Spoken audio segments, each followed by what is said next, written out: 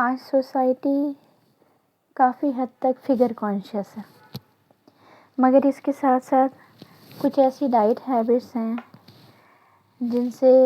जिनको अवॉइड करना या जिनको करेक्ट करना काफ़ी मुश्किल महसूस होता है। आज इस वीडियो में हम बात करेंगे how to avoid being fat. अगर हम ये कहें कि ओबेसिटी को कैसे अवॉइड किया जाए, तो उसमें सबसे पहली जो चीज़ और सबसे इम्पॉर्टेंट चीज़ आती है वो आती है बैलेंस डाइट का इंटेक करना। बैलेंस डाइट मतलब जिसमें हमारी बॉडी को जितने न्यूट्रिएंट्स चाहिए होते हैं नॉर्मल फिजियोलॉजिकल फंक्शंस को करने के लिए, चलाने के लिए, उन चीज़ों का इंटेक, जैसे protein, carbohydrate, fat, minerals, vitamins. Protein आपको पल्सेस, मिल्क, एग, मीट, इन चीज़ों में मिल जाता है, और ज़्यादातर विटामिन्स और मिनरल्स हमें फ्रूट्स एंड वेजिटेबल्स में मिल जाते हैं। मगर आज का जो यूथ है वो जंक फूड्स या फास्ट फूड्स को खाना ज़्यादा पसंद करता है। वो उनको ज़्यादा टेम्पटिंग लगता है, ज़्यादा डिलीशियस लगता है, और टाइम भी एंड उनके जो लाइफ शेड्यूल है वो भी काफ़ी डिफरेंट है पहले के टाइम से।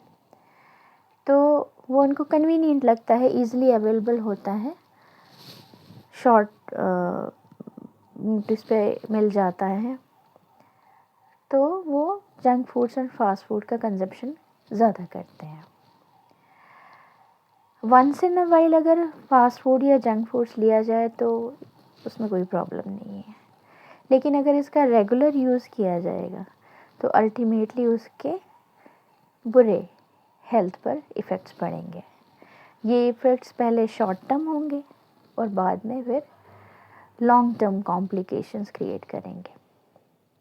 अगर मैं एक नॉर्मल पर्सन की बात करूं तो डेली बेसिस पे जो हमारा प्रोटीन रिक्वायरमेंट होता है 75 केजी का अगर कोई बंदा है तो उसको 60 gram of protein daily requirement होती है तकरीबन।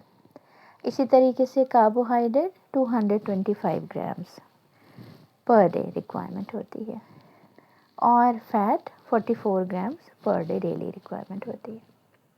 अब जो हम जंक फूड्स या फास्ट फूड्स लेते हैं उनमें इन चीज़ों का, स्पेशली कार्बोहाइड्रेट एंड फैट का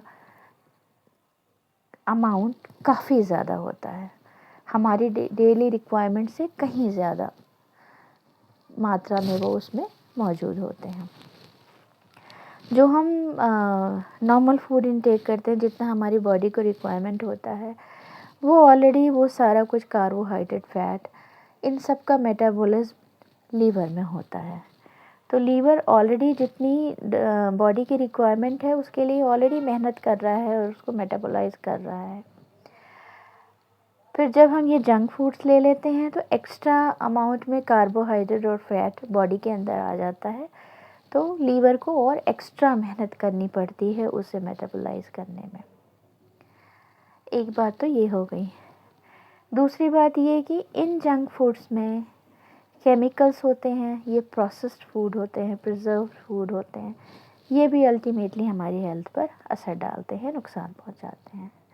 शॉर्ट टर्म की मैं बात करूं तो सबसे पहले तो हमारे डाइजेस्टिव सिस्टम पे ही इफ़ेक्ट करते हैं, डाइजेशन में प्रॉब्लम क्रिएट करते हैं, मुश्किल से डाइजेशन होता है, स्टमक भी अपसेट हो जाता है बहुत सारे लोगों का, और इसके साथ साथ मूड स्विंग्स।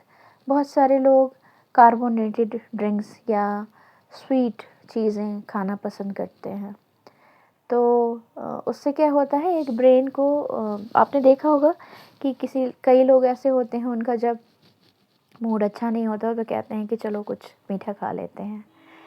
वो टेम्पोरेरी हमारा मूड जो है वो हाई कर देती है शुगर कंटेंट।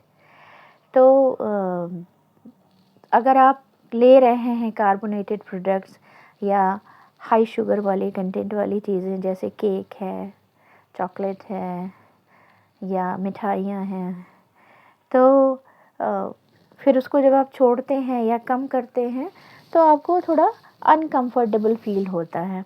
इरिटेशन फील होते हैं, तो मूड स्विंग्स कॉज होते हैं। अगर यही जंक फूड्स आप रेगुलर बेसिस पे लेने लगोगे तो काफ़ी अमाउंट में फ़ैट बॉडी के अंदर एंटर हो रहा है।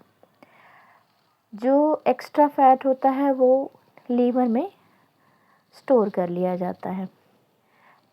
सबसे पहले बॉडी के जो एक्स्ट्रा फ़ैट है या एक्स्ट्रा शुगर भी जो है वो कन्वर्ट होके फ़ैट में बदल दी जाती है और फिर वो सबसे पहले लीवर पे ही डिपॉज़िट होती है और बाकी सारे इंटरनल ऑर्गन्स में। बाद में अगर आप कंटिन्यूसली लेते रहते हैं तो फिज़िकली भी आपको दिखता है कि बॉडी के ऊपर फ़ैट डिपॉज़िशन हो रहा है या ओबेसिटी रिज़ल्ट होती है। ठीक है, अब ये फैट्स सिर्फ बॉडी के ऑर्गन्स पर या एक्सटर्नली जो आपको दिखाते हैं वहाँ पे ही नहीं होते हैं। ये कोलेस्ट्रॉल लेवल आपका बढ़ा देंगे और जब कोलेस्ट्रॉल लेवल बढ़ जाएगा तो वो डिफरेंट बॉडी के पार्ट्स में अक्यूमुलेट हो जाता है, जो हमारी ब्लड वेसल्स है उसमें जाके अक्यूमुलेट हो जाएगा और फिर वो एक कंडीशन कॉज करता है जिसको हम एथेरोस्क्लेरोसिस कहते हैं। तो कार्डियक प्रॉब्लम्स भी होंगी, ठीक है, और हाई शुगर कंटेंट के कंजप्शन की वजह से डायबिटीज़ जैसी कॉम्प्लिकेशन भी होगी। अल्टीमेटली ये जंक फूड सिर्फ ओबेसिटी ही नहीं कॉज कर रहे हैं और बहुत सारी कॉम्प्लिकेशंस कॉज कर रहे हैं। Fatty liver, high blood pressure, atherosclerosis, diabetes, बहुत सारी कॉम्प्लिकेशंस कॉज कर रहे हैं और आपकी हेल्थ के लिए हार्मफुल है।